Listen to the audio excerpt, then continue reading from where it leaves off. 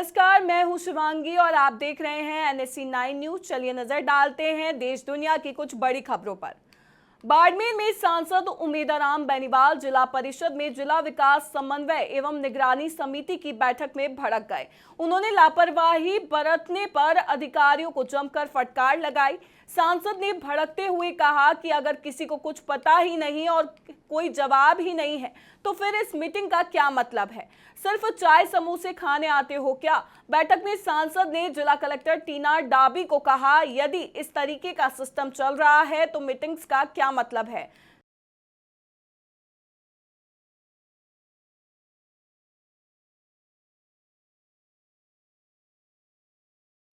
ब्यावर विधायक की बेटी के फर्जी दिव्यांग सर्टिफिकेट से तहसीलदार बनने की शिकायत करने वाले व्यक्ति पर बदमाशों ने हमला कर दिया। कोर्ट से निकलकर बहन के घर जाते समय स्कूटी और बाइक पर आए करीब 5 बदमाशों ने रास्ते में रोककर मारपीट की। स्कूटी वहीं छोड़कर पीड़ित बचने के लिए बिल्डिंग की तरफ दौड़ा, लेकिन बदमाशों ने पकड़कर सड़क पर गिरा दिया। इसके बाद लोहे के पाइप और रॉड से हमला किया और लात घूंसे मारे। ये मामला 23 नवंबर का है, जिसका वीडियो भी सामने आया है। पीड़ित ने विधायक की बेटी के खिलाफ और अवैध काम करने वालों की शिकायत करने पर हमले की आशंका जताई है।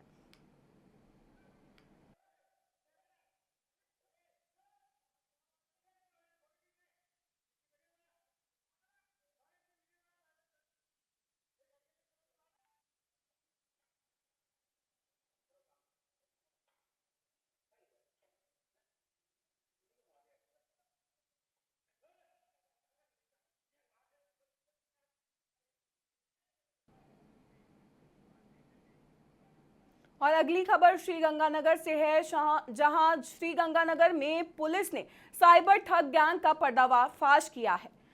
गैंग के 3 बदमाशों को गिरफ्तार करते हुए पुलिस ने कई बड़े खुलासे किए हैं। ये ठग राजस्थान में सिम एक्टिवेट करवाकर साउथ ईस्ट देशों के ठगों को बेच देते थे। ये आरोपी साइबर ठगी की बैंक में होल्ड पड़ी रकम निकलवाने के भी माहिर थे। फर्जी मोहरें और लेटर पैड बनाकर बैंक से होल्ड रकम निकलवा लेते थे। ये ठगी के रुपयों से चांदी खरीद रहे थे। इनके पास पुलिस को 21 लाख की चांदी और 21 लाख कैश बरामद हुआ है। एसपी अमृता दुहन ने पूरे मामले का खुलासा किया है। एसपी ने बताया कि आरोपियों का बड़ा नेटवर्क है जो लोगों को झांसे में लेकर साइबर ठगी करते थे।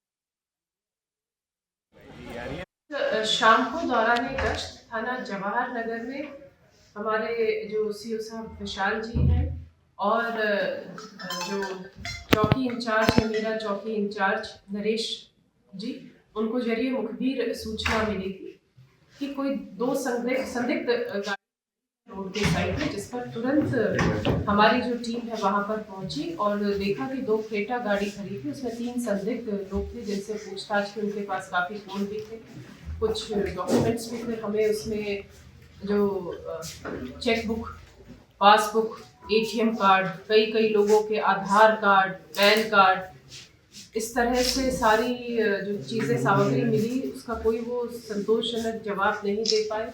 पूरे गाड़ी की सर्च की गई तो उनके पास से 21 लाख रुपए नकद बरामद हुए, लगभग 21 किलो चांदी बरामद हुई। और फिर पूछताछ पर उनसे पता लगा कि वो जो साइबर फ्रॉड में म्यूल अकाउंट्स होते हैं, उनका खरीद और बेचान का काम करते हैं, जिसमें उनको भारी लाभ हो रहा था।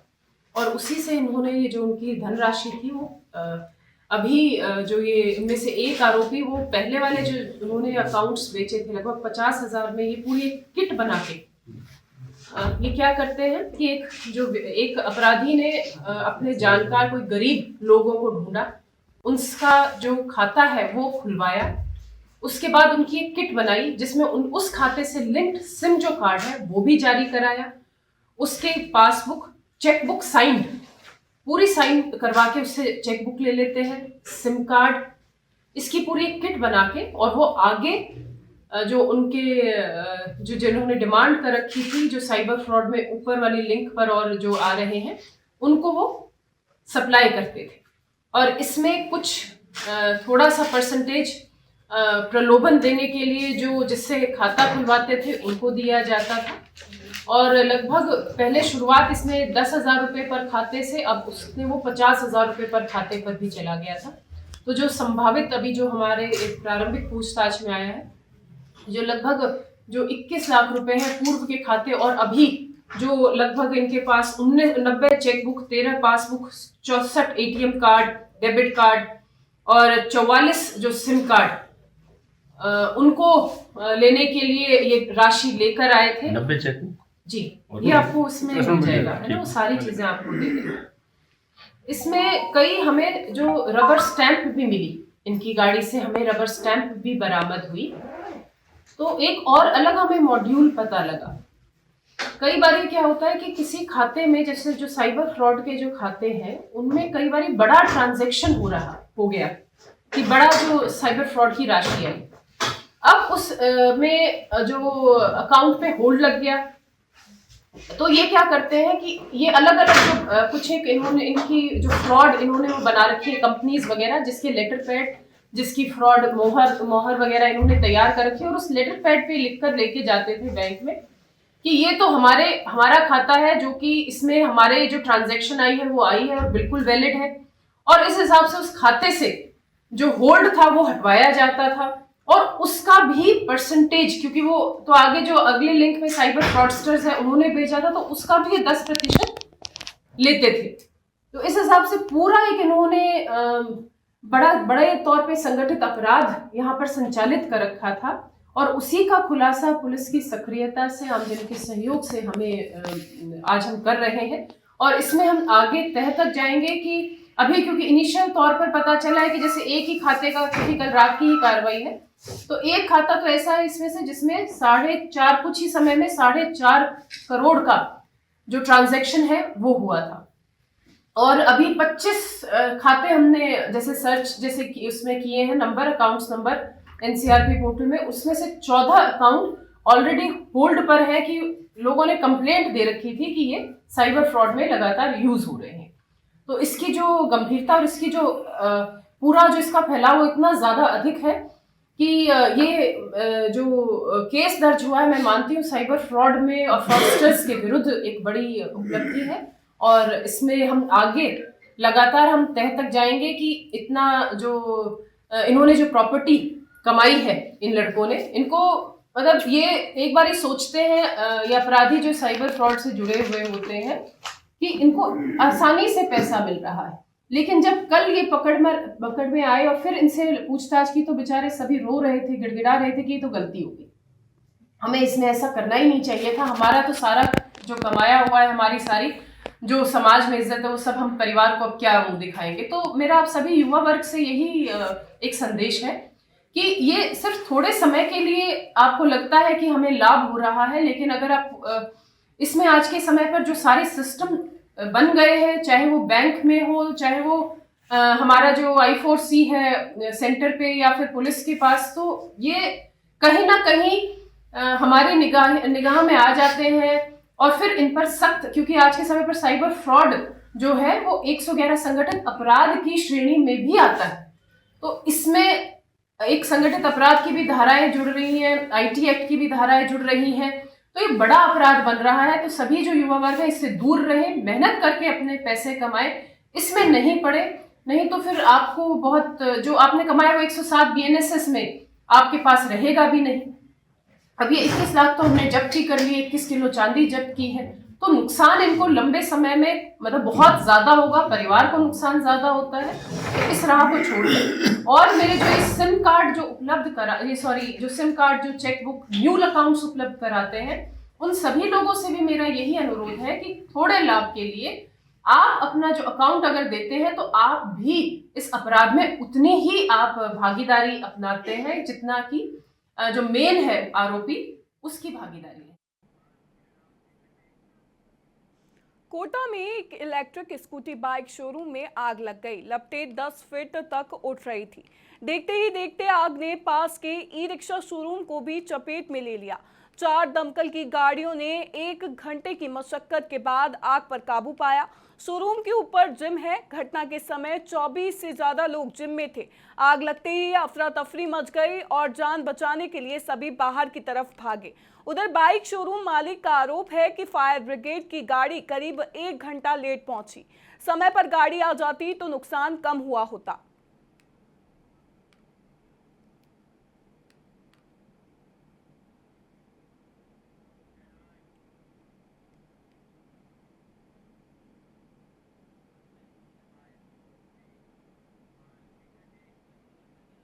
पाली में एक होटल के बाहर पार्किंग में खड़ी स्कॉर्पियो गाड़ी का कांच तोड़ बदमाशों ने उसमें रखे करीब 35 लाख रुपए के गहने पार कर लिए। घटना के समय स्कॉर्पियो सवार पति पत्नी होटल पर चाय पी रहे थे। इस दौरान पीछे से चोरी हो गई।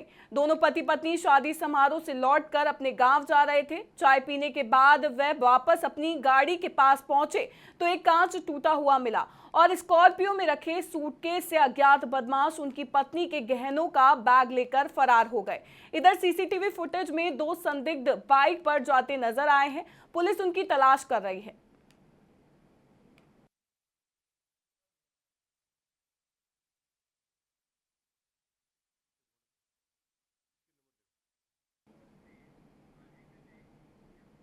समाजवादी पार्टी प्रमुख अखिलेश यादव ने कहा है कि सपा देश की पहली और एकमात्र राजनीतिक पार्टी है जिसने अपने घोषणा पत्र में अहीर रेजिमेंट की स्थापना को शामिल किया है। अखिलेश ने कहा कि हमें खुशी है कि हमारे लोग अहीर रेजिमेंट की मांग कर रहे हैं। हमारा मानना है कि जिन भी रेजिमेंटों की मांग की जा रही है, चाहे उनका नाम कुछ भी हो, उनकी स्थापना होनी चाहिए। सेना में अधिकतम भर्ती होनी चाहिए।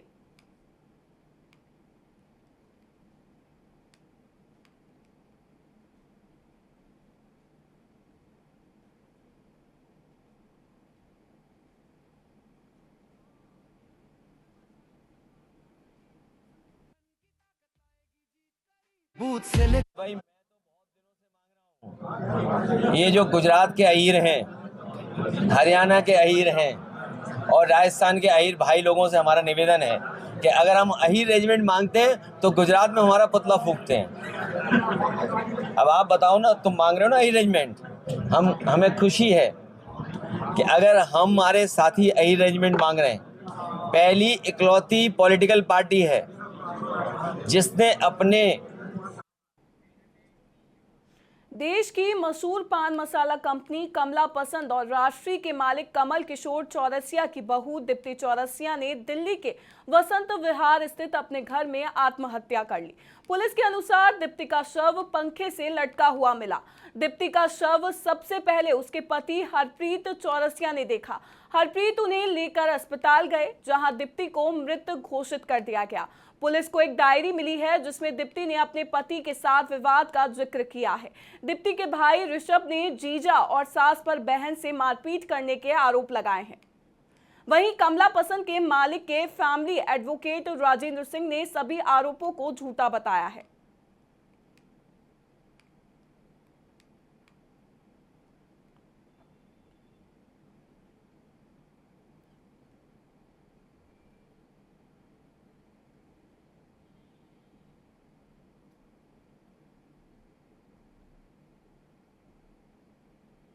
I am the family's counsel for several years. So only I want to say one thing, that whatever happened is very unfortunate. We all regret that. And both the families have decided to do the cremation together harmoniously, because we want to give full respect to her. Everybody, it's a loss for both the families, for our family and from the girl's family also. So everybody is aggrieved. Whatever is being reported in media is totally false. There is no allegation in the suicide note. She has not particularly named anyone to be responsible for this. Of course, we are cooperating with the police. Investigation is going on. Because it is a suicide case, the postmortem is being done, and we are cooperating with everything. And I hope that both the families are able to tolerate this big shock to their lives. Sir एक बार हिंदी में बता दीजिए क्या आप कहना चाह रहे हैं। हाँ, तो मैं कहना चाहता हूँ कि दोनों फैमिलीज़ के लिए बहुत बड़ा लॉस है। सारे बहुत दुखी हैं, सारे इसको समझ नहीं पा रहे हैं अभी तक जो हुआ है। और हम दोनों फैमिलीज़ ने मिलकर डिसाइड किया है कि हम लोग इसको एमिकेबली आज क्रिमेशन करेंगे इकट्ठे। 4 बजे का 4 या 5 बजे का समय तय हुआ है। दोनों फैमिलीज इकट्ठे हैं इस ग्रीफ के मोमेंट पे, और हम चाहते हैं कि मीडिया में जो भी अनस्क्रूपुलस रिपोर्टिंग हो रही है वो ना हो। फैमिली की प्राइवेसी को रिस्पेक्ट किया जाए। फैमिली को बहुत नुकसान हुआ है इस घटना से। सर, तो ये जो बात सामने आ रही है, सुसाइड नोट है, उसमें क्या कुछ लिखा है, कुछ अगर आप वहाँ पे बता पाएं? देखिए हम इन्वेस्टिगेटिंग एजेंसीज नहीं है। जो सुसाइड नोट सीज किया है वो पुलिस ने किया है। मुझे भी जो जानकारी मिली है वो मीडिया के चैनल से मिली है that there is nothing which is against anyone in the suicide note in particular. So we even don't know what is the cause of the suicide. She was Faridabad के बल्लभगढ़ सिटी थाना इलाके में हुई 25,33,000 रुपए की लूट का पुलिस ने खुलासा कर दिया है। क्राइम ब्रांच की टीम ने कार्रवाई करते हुए 3 आरोपियों को गिरफ्तार किया है। पुलिस ने इनके कब्जे से लूटे हुए 21 लाख रुपए कैश और वारदात में इस्तेमाल बाइक भी बरामद की है। एसीपी क्राइम वरुण धैया ने बताया कि 23 नवंबर की शाम को बाइक सवार 2 से 3 युवकों ने लूट की इस वारदात को अंजाम दिया था। आरोपियों ने स्कूटी को बाइक से टक्कर मारकर गिराया और किसी नुकीले हथियार से युवक पर सिर पर हमला कर नोटों से भरा बैग छीनकर फरार हो गए थे।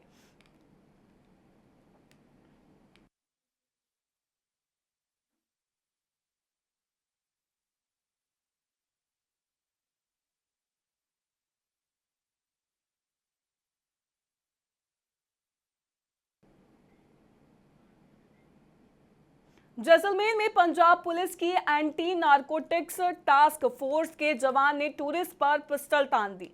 टीम ने पहले कार को घेरकर रोका। इसका वीडियो भी सामने आया है।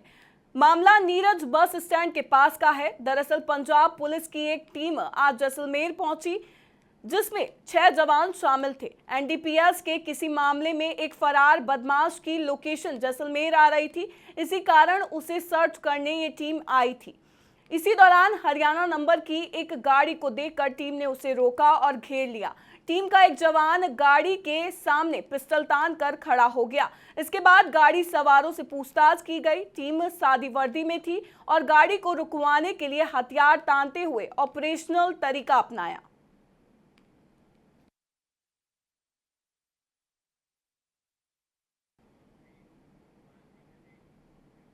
और अगली खबर जोधपुर से है, जहां जोधपुर में गाजर से भरे ट्रक ने कार को कुचल दिया। एक्सीडेंट में कार सवार पति पत्नी की मौके पर ही मौत हो गई। हादसा जोधपुर के मथानिया में उमैद नगर के पास हुआ। परिवार ने पति पत्नी दोनों की आंखें दान कर दी है। दोनों ने करीब 5 साल पहले लव मैरिज की थी। पत्नी की सहेली की शादी में शामिल होने के बाद दोनों ओसिया अपने घर लौट रहे थे। इसी दौरान हादसा हो गया। हादसा इतना भीषण था कि उनकी कार पूरी तरह चकनाचूर हो गई।